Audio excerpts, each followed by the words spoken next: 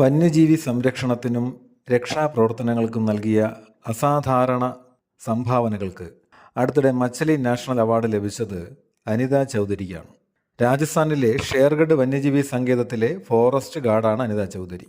World wildlife fund for nature, പ്രഭാഖേദൻ foundation എന്നിവർ സംയുക്തമായാണ് ഈ പുരസ്കാരം നൽകിയത്. രാജസ്ഥാനിലെ രൺഥംബോർ ദേശീയോദ്യാനത്തിലെ ലോക പ്രശസ്തമായ ബംഗാൾ കടുവയായിരുന്നു മച്ചലി. ഇത് ലോകത്തിൽ ഏറ്റവും കൂടുതൽ ഫോട്ടോ എടുക്കപ്പെടുന്ന കടുവ എന്നറിയപ്പെടുന്നു. മുഖത്തെ മത്സ്യത്തിൻ്റെ ആകൃതിയിലുള്ള അടയാളമാണ് ഈ പേരിന് കാരണം. 2026 നാരി ശക്തി വന്ദൻ സമ്മേളനം നടന്നത് ന്യൂഡൽഹിയിലാണ്. നിതീഷ് കുമാർ രാജിവെച്ചതിനെ തുടർന്ന് ബീഹാറിൻ്റെ പുതിയ മുഖ്യമന്ത്രിയായി ചുമതലയേറ്റത് സമ്രാട്ട് ചൗധരി.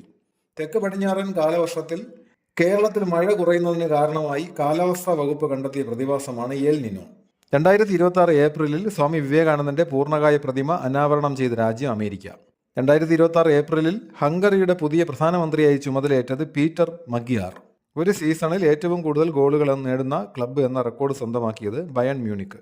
2026 ഏപ്രിലിൽ അന്തരിച്ച ഹോളിവുഡ് താരമാണ് ജോൺ നോളൻ.